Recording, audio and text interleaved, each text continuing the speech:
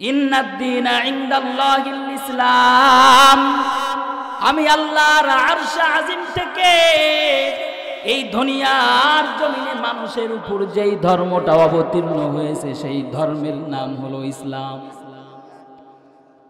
আমি আল্লাহর ধর্ম হলো ইসলাম। এই জন্য কেউ যদি জাহান্নাম থেকে মুক্তি পেতে চায়, ইসলাম ধর্ম গ্রহণ করতে হবে, ইসলাম ধর্মের অনুসারী হতে হবে।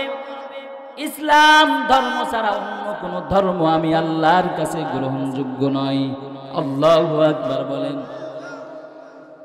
অপর আয়াতে আল্লাহ বলেন, ইন্নাল্লাযীনা কাফারু ওয়া মাতু ওয়া হুম কুফফার।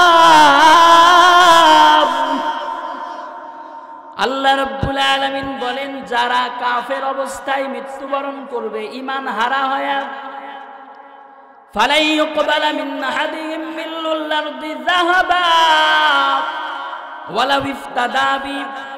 আল্লাহ বলেন, এরা যদি ঈমান হারা হয় আমি আল্লাহর কাছে এসে আমাকে বলে, আল্লাহ ঈমান তো আনতে পারি নাই, এই যে ঈমান আনি নাই, কিন্তু আজকে সারা পৃথিবী ভর্তি স্বর্ণ তোমাকে মুক্তিপণ দিলাম।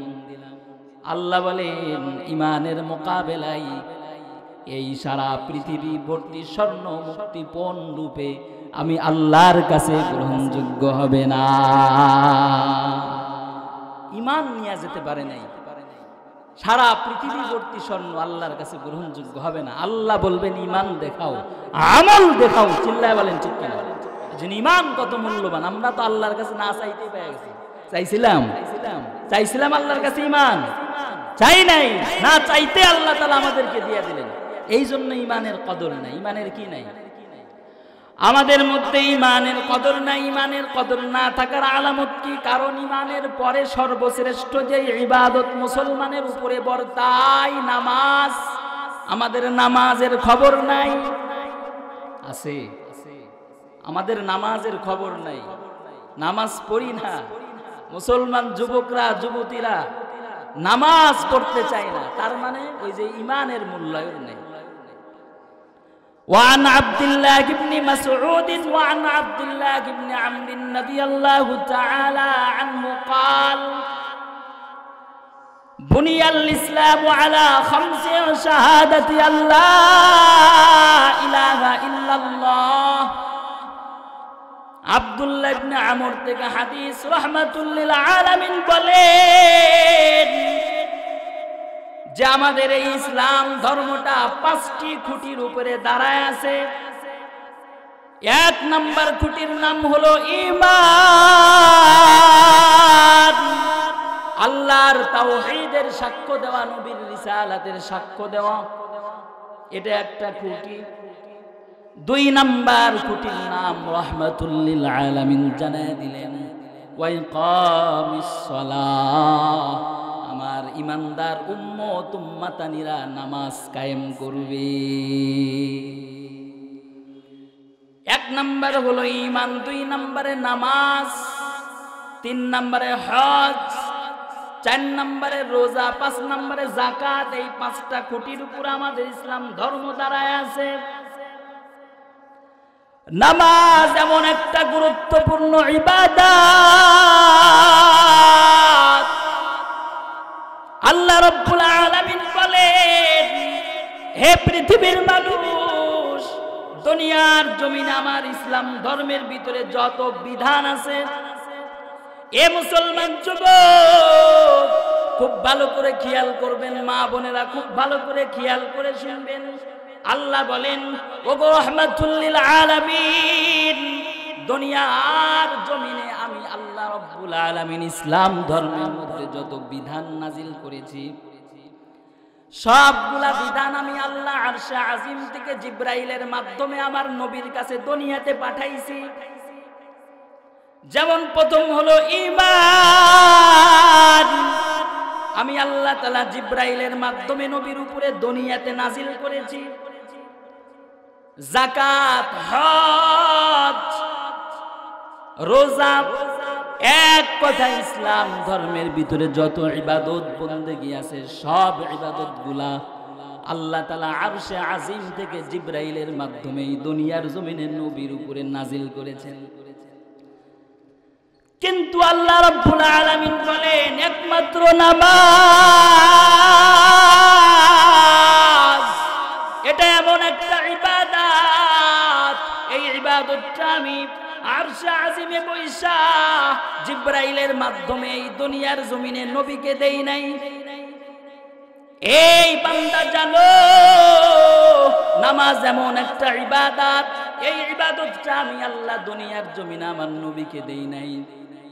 এই স্পেশাল ইবাদতটা আমার নবীকে আমি আমন্ত্রণ জানাইয়া ওই যে মেরাজের রাত্রিতে আমার আরশে আজিমে নিয়া গিয়া আমি আল্লাহর কুদরতি হাত আমার নবীর শরীরের উপরে বুলাইয়া এই স্পেশাল ইবাদত নামাজ আমি আল্লাহ আরশে আজিমে আমার নবীকে গিফট করেছি। আল্লাহু আকবার, একটু চিল্লায় বলেন। সব ইবাদত আল্লাহ রাব্বুল আলামিন বলেন আমি দুনিয়াতে নাজিল করছি আমার নবীর উপরে, কিন্তু নামাজ এমন স্পেশাল ইবাদত এটা আমি দুনিয়াতে নবীকে দেই নাই, বরং আমার নবীর মুহাব্বত কইরা আমার নবীরে আমি এই দুনিয়ার জমিন থেকে আরশে আজিমে উঠাইয়া আমার ঘরে আরশে আজিমের মধ্যে ঢুকাইয়া এই স্পেশাল ইবাদত আমি আমার নবীকে গিফট করেছি। চিল্লায়া বলেন আল্লাহু আকবার। এই জন্য আল্লাহ রাব্বুল আলামিন বলেন নামাজ এমন একটা ইবাদত, হাদিসে কুদসি আকরাবু মা ইয়াকুনুল আবদু মির রাব্বিহি ওয়া হুয়া সাজিদ।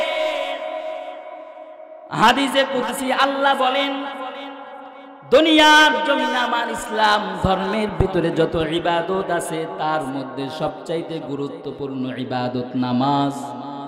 এই নামাজ এমন একটা ইবাদত, এই নামাজের মাধ্যমে একজন বান্দা বান্দি যত তাড়াতাড়ি আমি আল্লাহর কাছে পৌঁছতে পারে, অন্য কোনো ইবাদতের মাধ্যমে কোনো বান্দা বান্দি অত তাড়াতাড়ি আমি আল্লাহর কাছে পৌঁছতে পারে না। আল্লাহ রাব্বুল আলামিন বলেন বান্দা যখন সেজদার মধ্যে থাকে দুনিয়ার জমিনে তখন সব চাইতে আমি আল্লাহর নিকটে থাকে। এই জন্য আল্লাহ রাব্বুল আলামিনের ফরমান জারি হয়ে গেল। আল্লাহ বলেন এ বান্দারা এ বান্দিরা নামাজ ওয়ামান আ'রাদা আন যিকরি, যারা দুনিয়ার জমিনে আমি আল্লাহর স্মরণ থেকে মুখ ফিরায় নেয়, নামাজ থেকে মুখ ফিরায় নেয়, আল্লাহ রাব্বুল আলামিন বলেন ফাইন্না লাহু মাঈশাতাও দনকা, আমি আল্লাহ রাব্বুল আলামিন তাদেরকে দুই ধরনের মুসিবত দেই। বড় বড় মুসিবত কয় ধরনের, আরো ছোটখাটো অনেক মুসিবত বেনামাজির জন্য রয়েছে, কিন্তু আল্লাহ রাব্বুল আলামিন কোরআনের মধ্যে বলেন বেনামাজিদের উপরে আমি আল্লাহ তাআলা বড় বড় দুই ধরনের মুসিবত দেই। এক নম্বরে আল্লাহ বলেন যারা নামাজ পড়ে না আমি আল্লাহর স্মরণ থেকে মুখ ফিরায় নেয়, এক নম্বরের মুসিবত। আল্লাহর স্মরণ থেকে মুখ ফিরায় নেয় এই কথার অর্থ কি? মসজিদের মিনার থেকে আজান হয়ে গেল, মুয়াজ্জিন সাহেব আল্লাহর বান্দাদেরকে আল্লাহর বান্দীদেরকে ডাকে হাইয়া আলাস সালাহ, এই বান্দারা নামাজের জন্য আসো, এই বান্দিরা নামাজের মুসাল্লায় দাঁড়িয়ে যাও। হাইয়া আলাল ফালাহ, এই বান্দারা এই বান্দিরা কল্যাণের জন্য আসো। হাইয়া আলাল ফালাহ, কল্যাণের জন্য আসো। মুয়াজ্জিনের এই ঘোষণা দেওয়ার পরেও যারা মসজিদ থেকে মুখ ফিরাইয়া ঘাড় বেঁকা করে বাজারের চায়ের আড্ডার দিকে রওনা হয়ে যায়, অনেকে আছে না, এটাই হচ্ছে আল্লাহর স্মরণ থেকে মুখ ফিরায় নেওয়া। বাবা মসজিদের মিনার থেকে আজান হয়ে গেছে, আল্লাহর বান্দীদের জন্য উচিত হলো এই আল্লাহর বান্দীরা শুনে নাও, দুনিয়ার জমিনে অনেক কাজ, কিয়ামত পর্যন্ত আল্লাহ যদি আপনাদেরকে হায়াত দেয় যুবক ভাইরা মা বোনেরা, তাহলে আপনার আমার কাজ কিন্তু শেষ হবে না। আমাদের মধ্যে একটা শয়তানের ওয়াসওয়াসা আছে, আরে এখন তো আমি যুবক, এখন তো আমি যুবতী, আমার বেশি বয়স হয় নাই, যখন বুড়া হয়ে যাব, বৃদ্ধ হয়ে যাব, বৃদ্ধা হয়ে যাব, তখন নামাজ পড়বো নিয়মিত। তখন হাতের মধ্যে তসবিহ নিয়া মসজিদের কর্নারে এমন ভাবে বসে যাব আর কেউ উঠাইতে পারবে না। মায়েরা কয় চুল পাকা তো শুরু হয় নাই, আগে চুল পাকা শুরু হোক। চুল পাকা শুরু হলে ওই যে বাড়ির ঘরের মধ্যে নামাজের বিছানা, নামাজের যাই নামাজ, ওই যে জমিনের মধ্যে বিছায় ফেলবো, তসবিহ একটা হাতের মধ্যে ধরবো, আর কোনো সারাসারি নাই। আল্লাহু আকবার বলেন। এখন পড়বো না, এখন তো যুবক, চুলই বাহে না। এটা শয়তানের ধোঁকা। চিল্লায় বলেন এটা কি? জোরে বলেন এটা কি? শয়তানের ধোঁকা। আপনি গ্যারান্টি দিতে পারবেন কতদিন বাঁচবেন? পারবেন গ্যারান্টি দিতে? এই জন্য আজান হয়ে গেল। এ মায়েরা, আম্মা জান, আপনার জন্য উচিত হলো বাড়ির ঘরের সব কাজগুলা ত্যাগ করে নামাজের মুসল্লায় দাঁড়িয়ে যাওয়া, আল্লাহর মুখাপেক্ষী হওয়া। এই কথা কান না কেন? কিন্তু আপনি তা না কইরা বাড়ির কাজের মধ্যে লিপ্ত হয়ে গেলেন। এই যে আল্লাহর স্মরণ থেকে আপনি মুখ ফিরায় নিলেন, বড় আজীব ব্যাপার। আল্লাহ বলেন, যারা দুনিয়ার জমিনে আজান হওয়ার পরেও মসজিদে আসে না, মায়েরা নামাজের মুসল্লায় দাঁড়ায় না, আমি আল্লাহর স্মরণ থেকে মুখ ফিরায় নাই, এদের জন্য দুনিয়াতে একটা বড় শাস্তি, আখিরাতে একটা বড় শাস্তি। দুনিয়ার শাস্তি হলো ফাইন্না লাহু মাঈশাতান যানকা। আল্লাহ বলেন, দুনিয়ার জমিনে যারা বেনামাজি, আমি আল্লাহ রাব্বুল আলামিন তাদের জীবনটাকে সংকীর্ণ বানায়া দেই। জীবনটাকে সংকীর্ণ বানায়া দেয়। এই কথার অর্থ কি? মুফাসসিরিনে কেরাম লিখেছেন, দুনিয়ার জমিনে হাজার কোটি টাকার সম্পদ, দুনিয়ার জমিনে কোনো কিছুর অভাব নাই, আরামায়েশ, গাড়ি বাড়ি, জমি জমা, ব্যাংক ব্যালেন্স, কোনো কিছুর অভাব নাই। কিন্তু আল্লাহ বলেন, একটা জিনিসের অভাব, আমি আল্লাহর কুদরতি কদমের সেজদা লাগাই না। সব আছে দুনিয়াতে, কোনো কিছুর অভাব নাই, কিন্তু আল্লাহ বলেন আমার কুদরতি কদমে সেজদা দেয় না। ওই দুনিয়াতে এদের সব আছে, তারপরেও, সব থাকার পরেও আমি আল্লাহ এদের অন্তরের মধ্যে এক ধরনের পেরেশানি, চিন্তা, দুঃখ, বেদনা ঢেলে দিই, যার কারণে দুনিয়ার জমিনে সব সময় এরা অশান্তির মধ্যে থাকে। চিল্লায় বলেন ঠিক? যারা নামাজ পড়ে না, বেনামাজি মুসলমান ভাইয়েরা, মা বোনেরা, দুনিয়ার জমিনে সুখের সব সামগ্রী থাকতে পারে, হাজার হাজার কোটি টাকা থাকতে পারে, ব্যাংক ব্যালেন্স, গাড়ি বাড়ি থাকতে পারে, কিন্তু এদের কলবের মধ্যে মূলত আল্লাহর সাথে সম্পর্ক গড়ার যেই শান্তি, ওই শান্তিটা তাদের কলবের মধ্যে নাই। সর্বদাই কেমন যেন তাদের অন্তরের মধ্যে অশান্তি অশান্তি ভাব। ঠিক কিনা বলেন?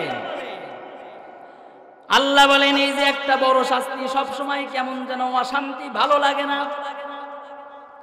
যদি জিজ্ঞাসা করা হয় বেনামাজি কেন ভালো লাগে না, কোনো কারণ বলতে পারে না। কোনো কারণ নাই, আমার তো দুনিয়াতে সব আছে, তারপরেও ভালো লাগে না। ওই যে আল্লাহর সাথে অন্তরের সম্পর্ক নাই। এই জন্য আল্লাহ বলেন, বান্দা বান্দি তোরে এত মহব্বত করে, মায়া করে আমি আল্লাহ বানাইলাম, আর দুনিয়ার জমিনে গিয়া সাময়িক সুখের সামগ্রী পায়া আমি আল্লাহরে ভুলে গেছস, আমি আল্লাহর কুদরতি কদমে সেজদা দেস না, যা তোর অন্তরের মধ্যে আমি দুনিয়াতে অশান্তি ঢেলে দিলাম, আর আখিরাতে তোর জন্য চিরস্থায়ী অপেক্ষমান সেই জাহান্নামের আগুন। ঠিক কিনা বলে? এই জন্য মুসলমান ভাইয়েরা, মা বোনেরা, নামাজ কেউ ত্যাগ করবেন না। অন্তরের মধ্যে বড় পেরেশান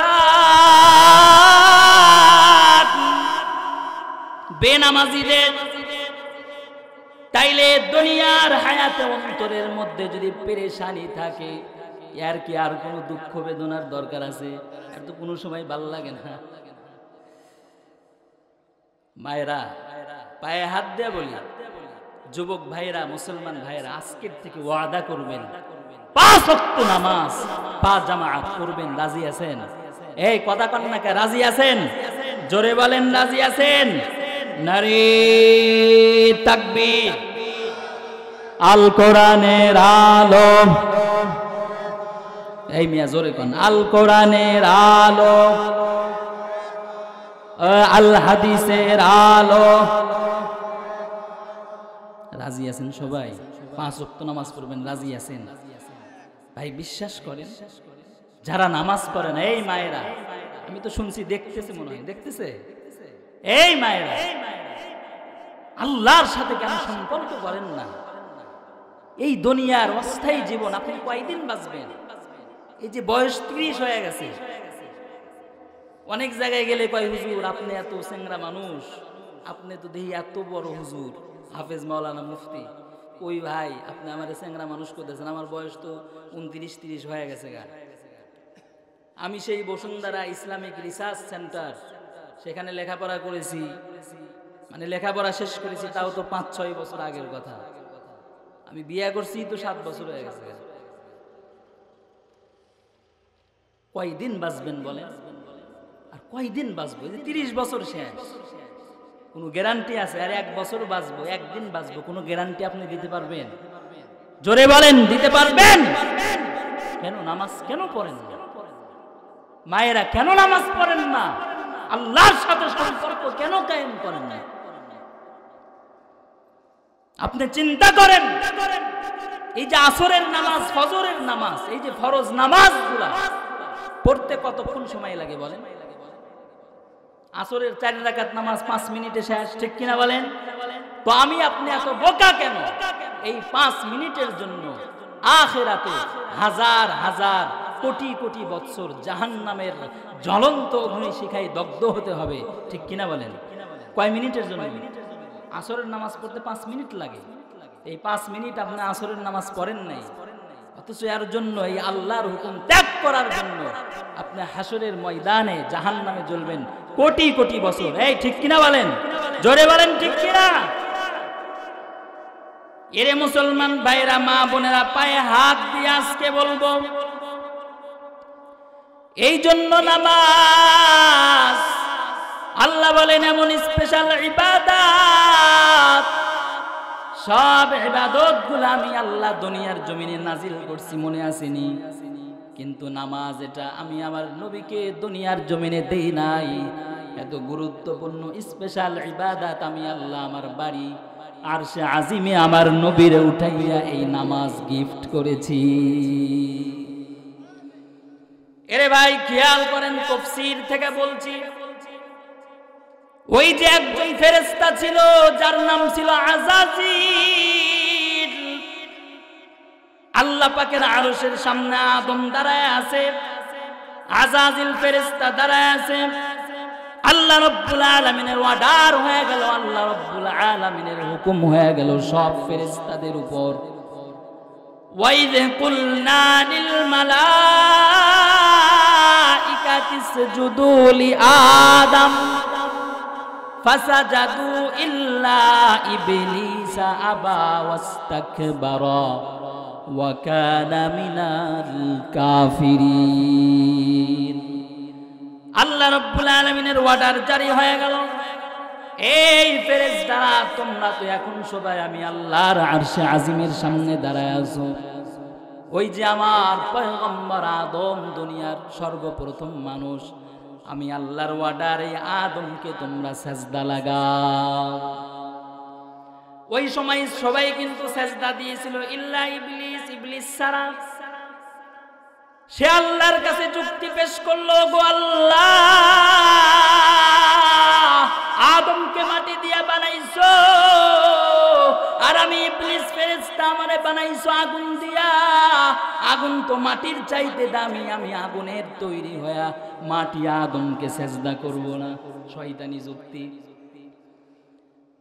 আল্লাহ তাআলা তার এই একটা অর্ডার অমান্য করার কারণে আল্লাহ তাকে অভিশপ্ত বানায়া দিল।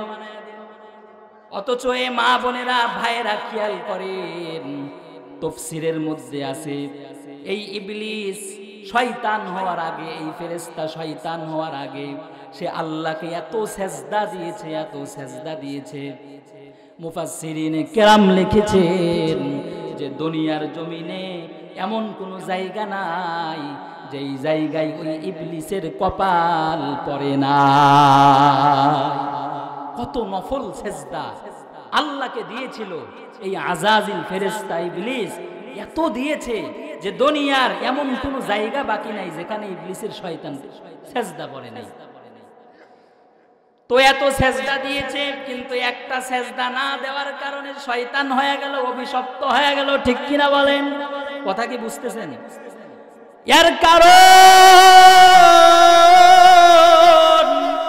কারণ আল্লাহ তাআলা ওই যে অর্ডার দিয়েছিলেন, এই অর্ডার দেওয়ার কারণে ওই সেজদাটা ওই ফেরেশতার জন্য, ইবলিসের জন্য ফরজ হয়ে গিয়েছিল। ওই একটা ফরজ তরফ করছে, একটা ফরজ তরফ করার কারণে ওই যে সারা জীবন ভর জমিনের মধ্যে ইবলিস নফল সেজদা লাগাইছিল।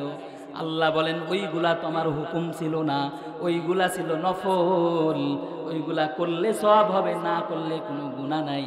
কিন্তু এই যে ইবলিস আদমকে যেই সেজদা করে নাই, এটা ছিল ফরজ, কারণ এটা ছিল আমি আল্লাহর অর্ডার। হাজার হাজার নফলের চাইতে একটা ফরজের দাম বেশি। চিল্লায় বলেন ঠিক কিনা? এরে মুসলমান ভাই, ইবলিস সারা জীবন ভর আল্লাহকে নফল সেজদা দিয়েছে, একদম আছে চলে গিয়েছিল।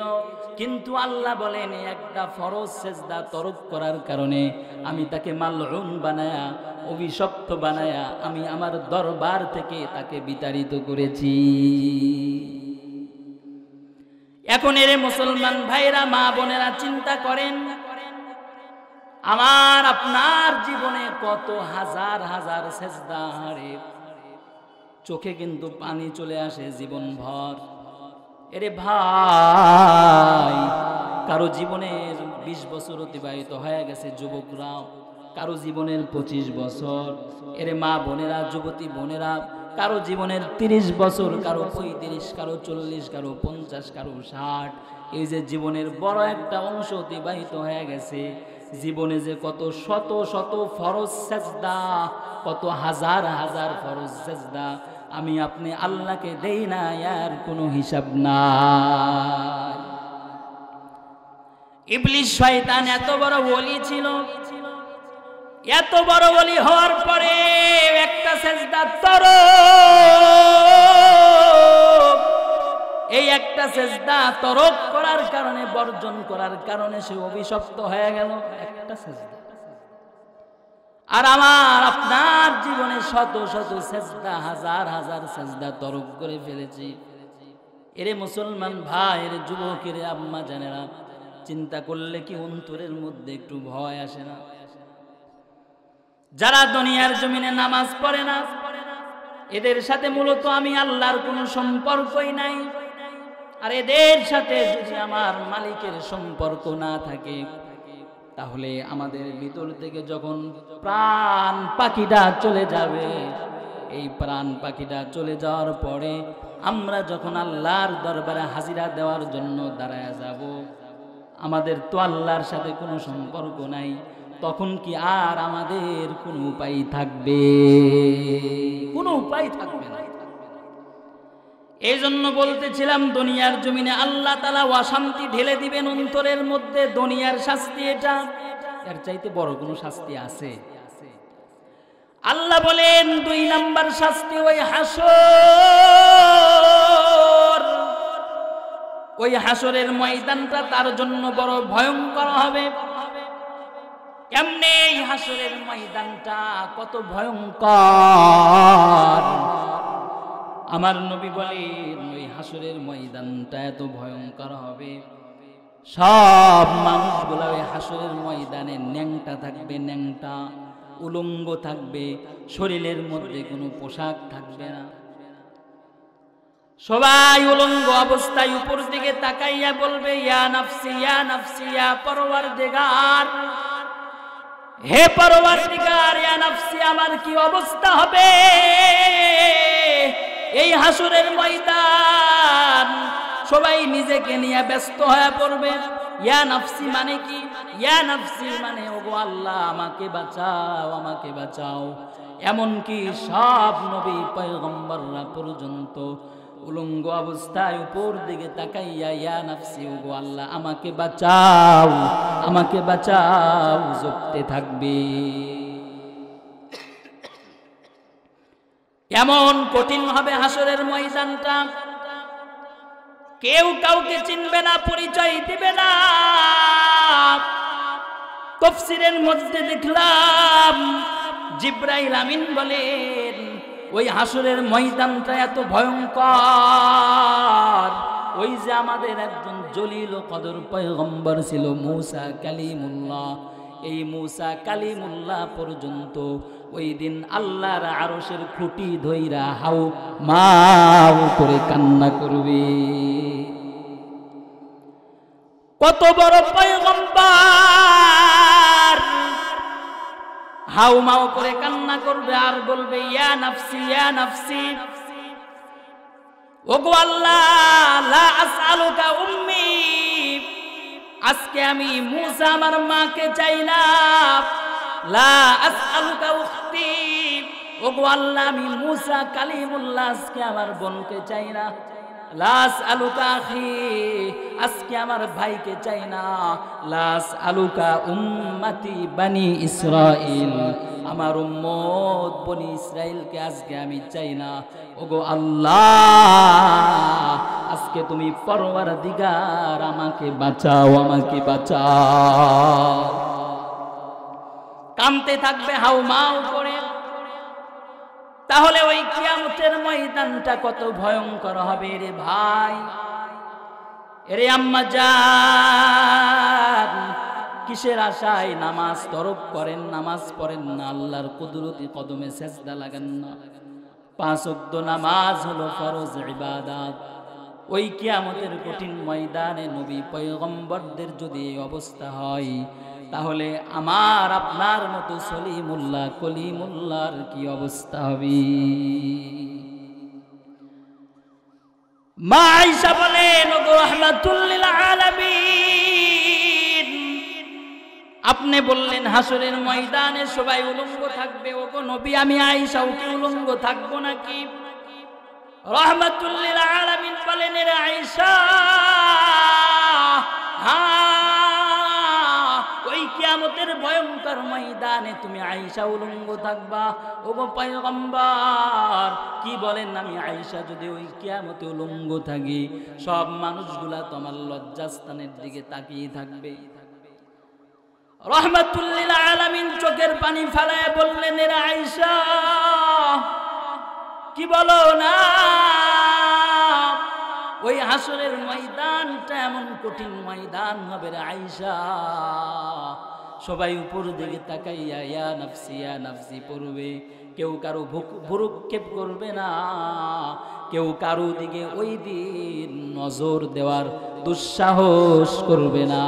সবাই নিজেকে নিয়ে ব্যস্ত থাকবে, সবাই নিজেকে নিয়ে ব্যস্ত থাকবে আর ইয়া নাফসি, ইয়া নাফসি করবে। এই হাসরের ময়দানে আমার নবী বলেন সর্বপ্রথম যেই হিসাব হবে সেটা হলো নামাজের হিসাব। চিল্লায় বলেন ঠিক বলেন, কিসের হিসাব হবে ভাই? নামাজের। তো সর্বপ্রথম হিসাব নামাজের হিসাবে যদি আমরা ধরা খেয়ে যাই, আমার নবী বলেন সব মানজিলের মধ্যে, সব ঘাটির মধ্যে ওই বান্দা বান্দিটা ধরা খেয়ে যাবে, তার ঠিকানা হবে ওয়াহুমুন নার, ওই জাহান্নামের জ্বলন্ত অগ্নিশিখা। একটু চিল্লায় বলেন নাউজুবিল্লাহ। এই জন্য ভাইয়েরা আমার, আম্মা জানেরা আমার, নামাজ আল্লাহ বলেন ওই হাসরের ময়দানে তার শাস্তি হবে হলো ওয়ানাহশুরুহু ইয়াউমাল কিয়ামাতি আ'মা, আমি আল্লাহ তাআলা ওই কিয়ামতের ময়দানে তাকে অন্ধ বানায় উঠাবো। দুনিয়ার শাস্তি হলো আল্লাহ অন্তরের মধ্যে পেরেশানি দিয়ে ভরপুর করে দিবেন, আর কিয়ামতের শাস্তি হলো আল্লাহ তাআলা অন্ধ বানায় উঠাইবেন। হাসরের ময়দানটা এমনি তো হবে অন্ধকার। আল্লাহর বান্দা আল্লাহর আরশের সামনে দাঁড়াইয়া ডেকে বলবেন, ওগো পরওয়ারদিগার, কি ব্যাপার? রব্বি লিমা হাশারতানি আ'মা, আজকে হাসরের ময়দানে কেন আমারে অন্ধ বানায় উঠাইলা? ওয়াকাদ কুনতু বাসীরা, অথচ আমি তো দুনিয়ার জমিনে চোখে দেখতাম। আজকে পুরা হাসরের ময়দানটা বড় অন্ধকার, গাঢ় কালো অন্ধকার। এই হাসরের ময়দানে কিছুই দেখি না, কি ব্যাপার? আল্লাহ রাব্বুল আলামিনের গায়বী আওয়াজ হবে, বান্দা হে বান্দি, কাযালিকা আতাতকা আয়াতুনা ফানাসিতাহা। দুনিয়ার জমিনে যেমনি ভাবে আমি আল্লাহর বিধান নামাজ, আমি আল্লাহর কোরআন, আমার নবীর হাদিস, অন্যান্য ইসলামের হুকুম আহকামগুলা যেমনি ভাবে তুমি শুনলে দুনিয়ার জমিনে মুখ ফিরায় নিতা, ওয়া কাযালিকাল ইয়াউমা তুনসা, তেমনি ভাবে আমি আল্লাহ আজ কিয়ামতের এই কঠিন ভয়ঙ্কর ময়দানে তুমি বান্দা বান্দির থেকে মুখ ফিরাইয়া নিলা। উপায় থাকবে? এই মেয়ে জোরে বলেন, কোন উপায় থাকবে?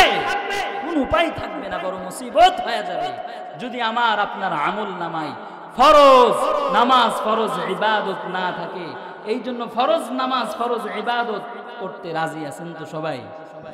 ভাই আজকে ওয়াদা দেয়া যাবেন, এই আম্মা জানেরা আজকে ওয়াদা দিয়ে যাবেন, আজকের থেকে 5 ওয়াক্ত নামাজ বা জামাআত আদায় করবেন, কাজা করবেন না। আর অতীতে যেই নামাজগুলা মায়েরা ভাইয়েরা কাজা হয়ে গেছে, এই যে ফরজ নামাজের শুরুতে যেই সময়গুলা পান, এই কাজাটা আদায় করার পদ্ধতি আমি বলে দিচ্ছি সবাইকে, মেয়েদেরকেও পুরুষদেরকেও। যে সময়গুলা ফরজ নামাজের শুরুতে পান বা যে কোনো সময় 2 রাকাত 4 রাকাত নফলের নিয়তে আপনারা পড়ে ফেলবেন, তাহলে অতীতের যেই নামাজগুলা কাজা হয়ে গেছে কিয়ামতের ময়দানে আপনার এই নফল দিয়া ওই ফরজের কাজাগুলা পূরণ করা হবে। ইসলাম কত সহজ, আল্লাহ তাআলা আমাদের উপরে কত সহজ করেছেন, চিল্লায় বলেন সুবহানাল্লাহ। 2 রাকাত 4 রাকাত ফাঁকে ফাঁকে পড়তে পারবেন না? কত হাজার হাজার শত শত রাকাত নামাজ আমার আপনার কাজা হয়ে গেছে। তো আল্লাহ রাব্বুল আলামিন বললেন, ও পয়গম্বর, এই নামাজটা আমি আপনাকে দুনিয়াতে দেব না, আমার আরশে আজিমে আসতে হবে। কারণ নামাজটা বড় স্পেশাল গিফট। এটা আমি পরওয়ারদিগার, আপনি রাহমাতুল লিল আলামিনকে দুনিয়ার জমিন থেকে আমি আল্লাহর সপ্তম আকাশ পাড়ি দেওয়াইয়া আমার বাড়ি আরশে আজিমে উঠাইয়া এই নামাজ আপনাকে গিফট করব। মূলত নবীর যে মেরাজ হয়েছিল, এই মেরাজটা হওয়ার 2টা কারণ ছিল। কয়টা কারণ? 2টা কারণ। 1 নাম্বার কারণ হলো নবী নবুয়াত প্রাপ্তির 11তম বছর এই মেরাজে যান আল্লাহর আরশে। আর এই 11তম বছর মেরাজে যাওয়ার কিছুদিন পূর্বে আমার নবীর সবচাইতে কাছের 2 জন মানুষ আবু তালেব এবং খাদিজাতুল কুবরা দুনিয়ার জমিন থেকে বিদায় হয়ে গেল। নবীর বড় পেরেশান, হায়রে আরবের মানুষ আমাকে দেখতে পারে না, আমি তাদের মাতা পিতার ধর্মের বিরুদ্ধে আমার ধর্ম প্রচার করি, তার পিতাদের ধর্মের বিরুদ্ধে কথা বলি, কেউ আমারে দেখতে পারে না। আমি নামাজের মধ্যে দাঁড়াইয়া গেলে আরবের কাফেররা শত্রুতা বশত উপর থেকে আমার মাথার উপরে, আমার পিঠের উপরে উঠে নারী বুড়ি ফেলে দেয়। আরে এই দূর সময়ে আমারকে সাপোর্ট দেওয়ার মতো যেই 2 জন লোক ছিল, আমার চাচা আবু তালেব আর খাদিজাতুল কুবরা, তারা তো দুনিয়ার জমিন থেকে বিদায় হয়ে গেল। নবীর অন্তরের মধ্যে বড় কষ্ট। এরা 2 জন বিদায় হওয়ার পরে কিছুদিন পরে নবী গেলেন ওই তায়েফে। তায়েফে গেলেন, যেহেতু মক্কার লোকেরা কথা শোনে না, তায়েফে গিয়া বললেন, এই তায়েফের যুবকরা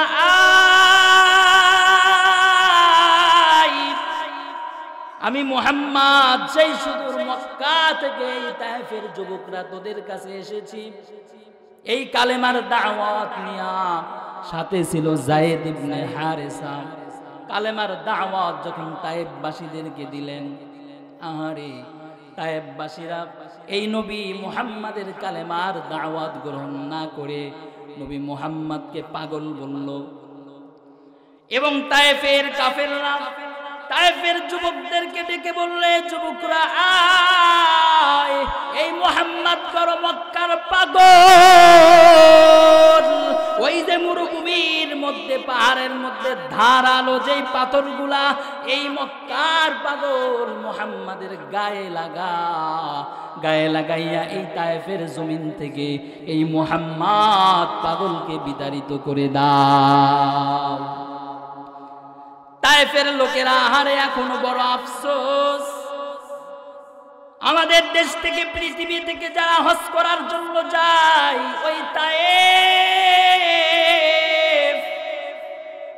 তায়েফের লোকেরা হাজী সাহেবদের কাছে আফসোস করে বলে, আহারে এই তো সেই তায়েফের জমিন, যেই জমিনের মধ্যে যেই তায়েফবাসীরা আমাদের লোকেরা এই আখিরি জামানার পয়গম্বর মুহাম্মাদের শরীরে পাথর লাগাইয়া তার শরীরকে উত্তপ্ত করে দিয়েছিল, রক্তাক্ত করে দিয়েছিল। যায়েদ ইবনে হারেসা বলেন, তায়েফের যুবকরা এই নবী মুহাম্মদকে পাথর মারলো শরীরে। আহারে এমন ধারালো পাথর। যায়েদ ইবনে হারেসা বলেন, পাথরের গায়ে এত ধার ছিল, যেই পাথরের ধারালো জায়গাটা, ধারালো শরীরটা নবী মুহাম্মাদের শরীরের মধ্যে গিয়ে আটকে গিয়েছিল। যায়েদ ইবনে হারেসা বলেন, যখন নবী মুহাম্মাদের শরীরের ভিতর থেকে পাথরটা টান দেওয়া হইতো, ফিংকি মেরে নবী মুহাম্মাদের শরীর থেকে রক্তগুলা বের হয়ে যাইত। তায়েফবাসীরা এখনো বড় আফসোস করে যে আখিরি জামানার পয়গম্বর তার শরীরের মধ্যে আমরাই তো পাথর লাগিয়েছিলাম।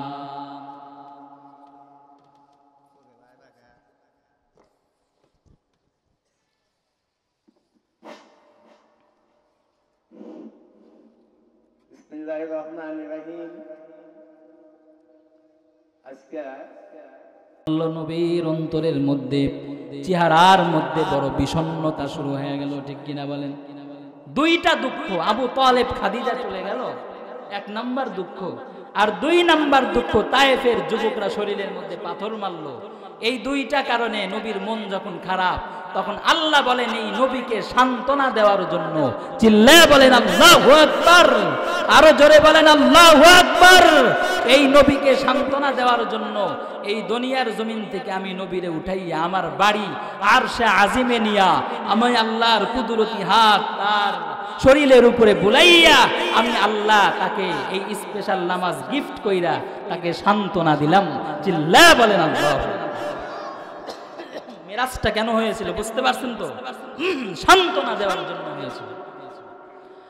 তো আল্লাহ রাব্বুল আলামিন বলেন, নবী মুহাম্মদকে আমি আল্লাহ আমার আরশে আজিমে নিয়ে আসলাম, জিব্রাইলকে পাঠায় দিলাম, জিব্রাইল আমিন আসলো। হাদিসের মধ্যে আছে, বুখারীর বর্ণনা, মুসলিমের বর্ণনা, নবী তার চাচাতো বোন উম্মে হানির ঘরে শুয়ে আছে। সময় কম, আমি অল্পতেই শেষ করে দেব। নবী তার চাচাতো বোন উম্মে হানির ঘরে শোয়া, জিব্রাইল আমিন আসলেন, নবীর পায়ের মধ্যে হালকা ভাবে একটু টাচ করলেন, নবী জাগ্রত হয়ে গেল। নবী ডেকে বললেন, জিব্রাইল কি ব্যাপার, তুমি এই সময় ইয়া রাসূলুল্লাহ চলেন সপ্তম আকাশ পাড়ি দিয়া আল্লাহর বাড়ি আরশে আজিমে যেতে হবে। সর্বপ্রথম জিব্রাইল আমিন বলেন, নবীকে উম্মে হানির ঘর থেকে উঠাইয়া নিয়ে গেলাম বাইতুল্লাহ, ওই যে কাবা ঘর, কাবা ঘরের পাশে। কাবা ঘরের পাশে নিয়ে যাওয়ার পরে নবীর বুক চিরলাম। ওই যে আমি কিন্তু মসজিদে বলেছিলাম, নবীর জীবদ্দশায় 4 বার তার বুক চেরা হয়েছিল। আর কিন্তু আমি এখন ওটা পুনরাবৃত্তি করতে চাচ্ছি না। জিব্রাইল আমিন নবীর বুক চিরে, বুকের মধ্যে কিন্তু কোনো দাগ হয় নাই। জিব্রাইল আমিন বলেন ওই যে জমজম কূপ ছিল, বড় বরকতি পানি, যেই পানিটা ওই যে ইসমাইলের পায়ের আঘাতে চালু হয়েছে, ওই কিয়ামত ইসরাফিলের সিংহার ফুৎকার পর্যন্ত এই জমজমের রহমতি বরকতি পানির ঝর্ণা প্রবাহিত হতে থাকবে। জিব্রাইল আমিন বলেন রহমাতুল লিল আলামিনকে ওই বাইতুল্লাহর পাশে শুয়াইলাম, তার বুক চিরা ভিতর থেকে কলব টেনে বের করলাম, ওই যে জমজমের কূপের ভিতর থেকে পানি নিয়া, বরকতি পানি নিয়া নবীর হৃৎপিণ্ডটাকে ধৌত করলাম, পবিত্র বানাইয়া আবার হৃৎপিণ্ডটাকে তার বুকের মধ্যে স্থাপন করে দিলাম। জিব্রাইল আমিন বলেন এই যে নবীর ভিতর থেকে কলব বের করে জমজমের পানি দেওয়া হলো, এর রহস্য কি? এর রহস্য হলো নবী মুহাম্মদ তো দুনিয়ার মানুষ, দুনিয়ার আবহাওয়ার সাথে সে পরিচিত, সে এখন নতুন একটা জগতে যাবে। সপ্তম আকাশ পাড়ি দিয়া ওই আল্লাহর আরশে আজিম, এমন একটা জগৎ, একটুখানি কথা নয়। সপ্তম আকাশ কত দূর? তাফসীরের মধ্যে মুফাসসিরিনে কেরাম লেখেন এই পৃথিবীর জমিন থেকে প্রথম আসমান যে রয়েছে, এই প্রথম আসমানের দূরত্ব হলো 500 বছরের রাস্তা। লেখানি কথা। আবার প্রথম আসমানের মধ্যে একটা ছাদ আছে। মুফাসসিরিনে কেরাম বলেন এ দুনিয়ার মানুষ শোনো,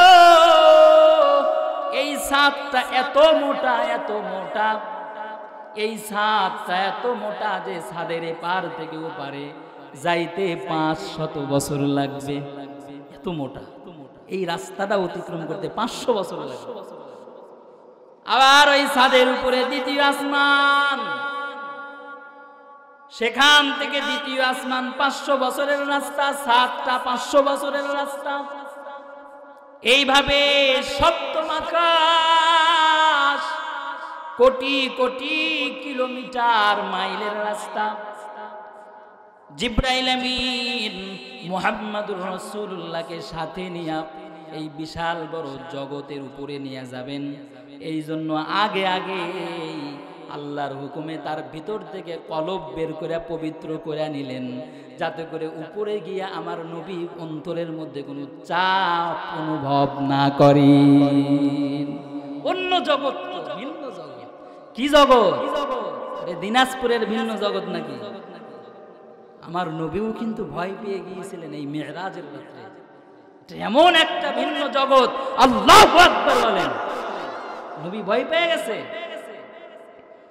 সংক্ষেপে বলতেছি, জিব্রাইল আমিন ওই যে বাইতুল্লাহর পাশ থেকে আমার নবীকে নিয়ে গেলেন ওই যে মুসলমানদের প্রথম কিবলা, সেই ফিলিস্তিনের জমিন বাইতুল মুকাদ্দাস।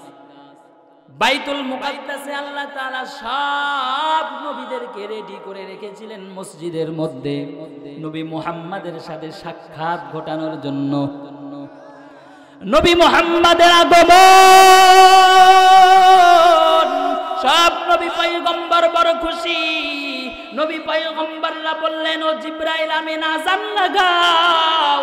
নবী মুহাম্মাদের পিছনে জীবনে কোনোদিন নামাজ পড়ি নাই, আজকে সব নবী পয়গম্বররা এই বাইতুল মুকাদ্দাস মসজিদের মধ্যে নবী মুহাম্মাদের পিছনে 2 রাকাত নফল নামাজ আদায় করব। কারণ নবী মুহাম্মদ হলো আমাদের বড় লিডার, আমাদের বড় সরদার, সাইয়্যিদুল আম্বিয়া ওয়াল মুরসালিন,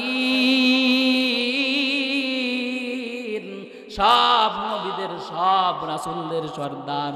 ওখানে বাইতুল মুকাদ্দাসে ঢুকে সংক্ষেপে বলতেছি আমার নবী ইমামের কাতারে দাঁড়ায় গেলেন। সব নবী পয়গম্বর পিছনে দাঁড়াইয়া নবীর পিছনে 2 রাকাত নামাজ পড়লেন। নামাজ পড়ার পরে বোরাক কিন্তু আগেই চলে আসছে। ওই যে বোরাকের উপরে সর্বপ্রথম নবী যখন উঠতে চান, জান্নাতি বোরাক, জান্নাতি বাহন বোরাক একটু অসম্মতি জানাইছিল। জিব্রাইল আমিন আওয়াজ দিলেন, হে বোরাক, কি সর্বনাশ, তোমার পিঠে কে সওয়ার হতে চাই জানো? যার উসিলায় আল্লাহ তাআলা সারা পৃথিবী বানাইছেন, যার উসিলায় আল্লাহ সব কিছু বানাইছেন, এটা হলো সেই নবী রাহমাতুল লিল আলামিন মুহাম্মাদুর রাসূলুল্লাহ। বোরাক আল্লাহর নবীর চেহারার দিকে মুখটা ফিরায়া তাকাইলেন, আল্লাহু আকবার বলেন। বোরাকের চোখ থেকে পানি ঝরতেছে। কার সাথে বেয়াদবি হয়ে গেল? নবী মুহাম্মদ এবং জিব্রাইল আমিন এই দ্রুতগামী জান্নাতি বাহন বোরাকের পিঠের উপরে, বোরাকের পিঠের উপরে উঠে তারা রওনা হয়ে গেলেন। প্রথম আসমানে যখন পৌঁছলেন, প্রথম আসমানে পৌঁছার পরে জিব্রাইল আমিন নক করলেন। সবগুলা আসমানের মধ্যে কিন্তু গেট আছে এবং গেটের মধ্যে একজন দ্বার রক্ষী রয়েছে, গেটম্যান রয়েছে, ফেরেশতা। যখন নক করা হলো, একজন দ্বার রক্ষী প্রথম আসমানের দরজা খুলে দিল। খুলে দেওয়ার পরে জিব্রাইল আমিনকে বললেন, জিব্রাইল, তোমার তো যাওয়ার অনুমতি আছে, কিন্তু ইনি কে? দ্বার রক্ষী কয়। জিব্রাইলের জবাবে দ্বার রক্ষী,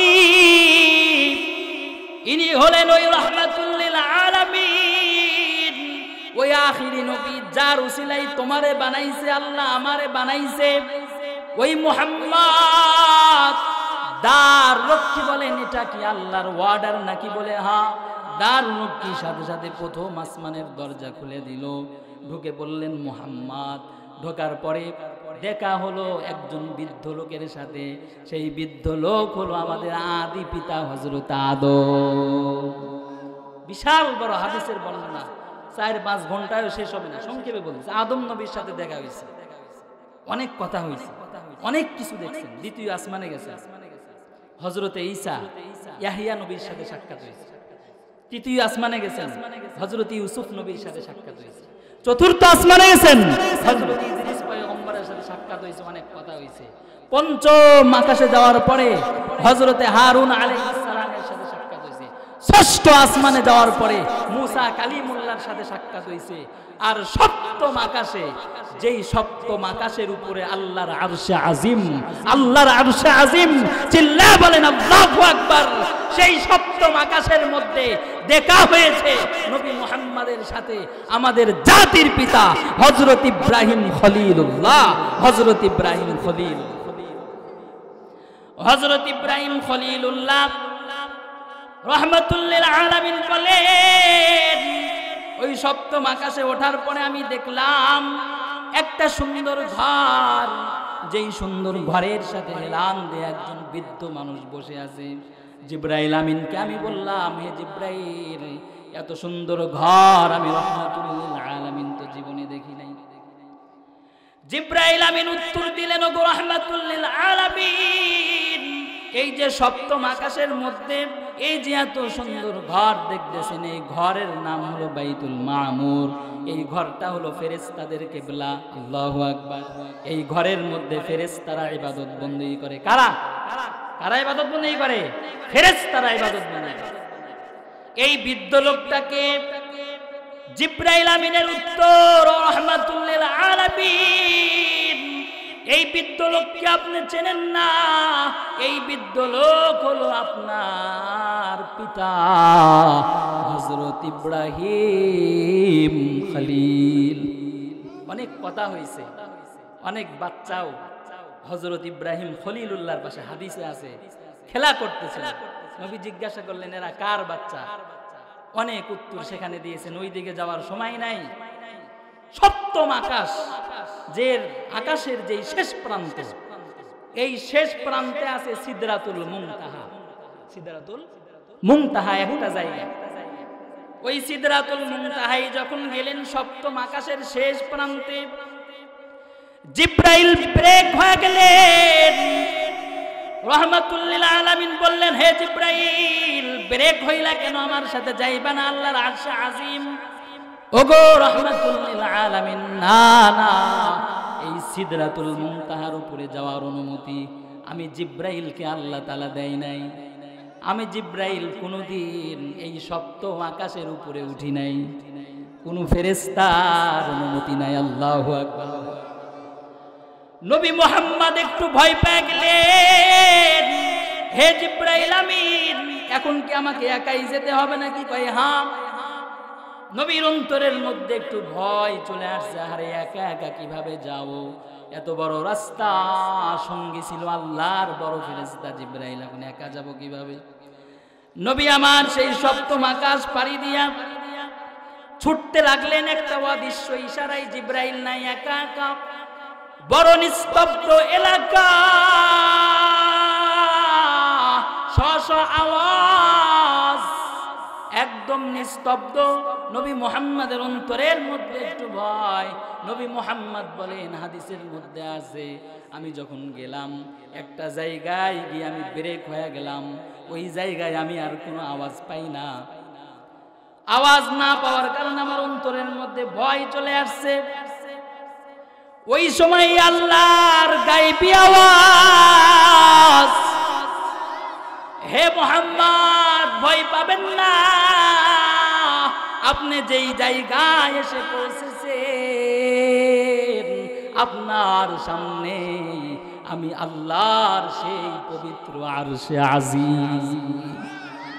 আপনি ঠিক জায়গায় এসেছেন, আপনি যেই জায়গায় এসে দাঁড়াইছেন আপনার সামনে আরশে আজিম। ও নবী, আপনি আমার জন্য কি আনছেন? নবী বললেন, কি আনবো? নবী সাথে সাথে সেজদায় পড়ে গেছেন। ওই সময় আত্তাহিয়াতুর মাধ্যমে কথোপকথন হয়। আমার নবী সেজদায় পড়ে বললেন, আত্তাহিয়াতু লিল্লাহি ওয়াসসালাওয়াতু ওয়াত-তাইয়্যিবাতু, যে হে আল্লাহ, তোমার জন্য আর কি আনবো? তোমার আরশে আজিমের সামনে, তোমার এই মহা পবিত্র ঘরের সামনে আমি মুহাম্মদ এই কুদরতি কপালটা, এই কপালটা লাগাইয়া আত্তাহিয়াতু, সমস্ত প্রশংসা, ওয়াত-তাইয়্যিবাতু, আত্তাহিয়াতু লিল্লাহি ওয়াসসালাওয়াতু ওয়াত-তাইয়্যিবাত, সমস্ত ইবাদত, সমস্ত পবিত্রতা একমাত্র তুমি আল্লাহর জন্য আমি তোমার আরশে আজিমের সামনে ঘোষণা করছি। আল্লাহু আকবার। নবী যখন সব প্রশংসা করলেন, আল্লাহর গায়বী আওয়াজ, আমরা যেটা নামাজে পড়ি,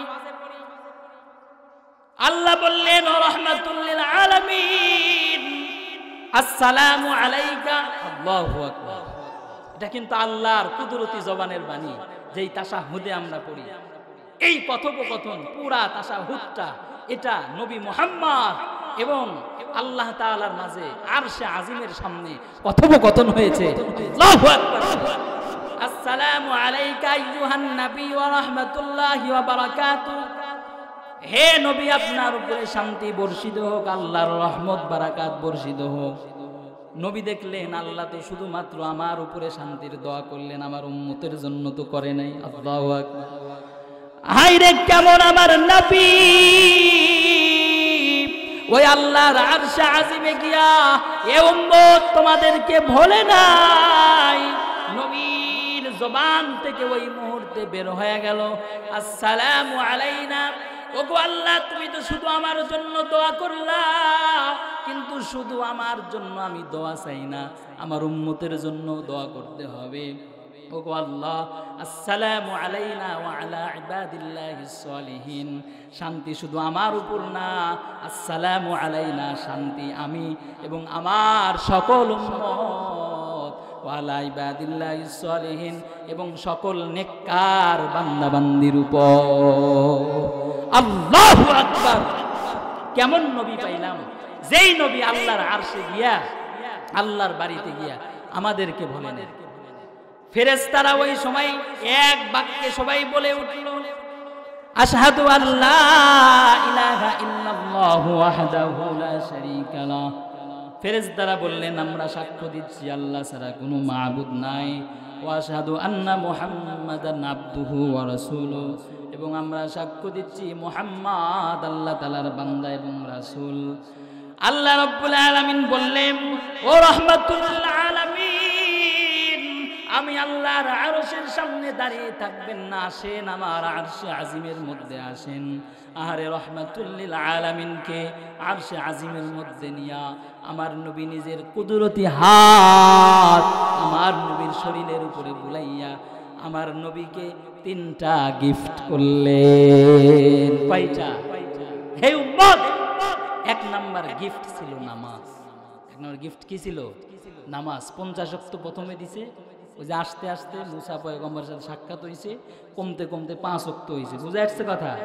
2 নাম্বার গিফট করছেন সূরাতুল বাকারার শেষ 2টি আয়াত। পড়ে নিবেন, যারা পারেন বের করবেন আজকে। অত্যন্ত গুরুত্বপূর্ণ। এই মেরাজের রাত্রিতে আল্লাহ তাআলা দিয়েছেন সূরা বাকারার শেষ 2টা আয়াত। এই আয়াত পড়া পানিতে ফু দিয়া যে কোনো রোগীকে খাওয়ায়া দিবেন, জিনের রোগী, পরীর রোগী, ভূতের রোগী, সাথে সাথে যদি জিন দূর না হইছে আমার কাছে এসে বলে আল্লাহু আকবার। এমন বরকত, অসুস্থতা আল্লাহ তাআলা ভিতর থেকে দূর করে দিবেন। সূরা বাকারার শেষ 2টা আয়াত দান করছে, আর শেষে দান করছে উম্মতি মুহাম্মাদের ক্ষমার ঘোষণা। অর্থাৎ উম্মতি মুহাম্মাদি অর্থাৎ মুসলিম যাদের মধ্যে ঈমান ছিল, এরা চিরস্থায়ী জাহান্নামে যাবে না, জাহান্নামে গেলেও বের হয়ে আবার জান্নাতে যাবে। এই 3টা জিনিস মিরাজের রাত্রিতে পেলেন। হে হতভাগা উম্মত, আর আপনারা সেই নবীর আদর্শকে ভুলে গেলেন। আজকের থেকে রাজি আছেন তো? রাজি আছেন 5 ওয়াক্ত নামাজ বা জামাত পড়বেন? রাজি আছেন? এরে ভাই, এই জন্য নামাজ আপনারা জানেন, আমাদের মাতা পিতা অনেকের মা নাই, বাবা নাই, অন্ধকার কবরে চলে গেছে। যার যার মনে মনে কিন্তু জানা আছে কার মাতা কার পিতা কতটুকু নামাজি ছিল, জানেন কিনা বলেন? আহারে, অন্ধকার কবরে চলে গেছে। নবীর হাদিস, আমার নবী বলেন কবরের ভিতর থেকে মাতা এবং পিতা এরা সন্তানদেরকে ডাকতে থাকে এবং সন্তানদের পক্ষ থেকে নিজেদের জন্য সদকায়ে জারিয়ার অপেক্ষা করতে থাকে।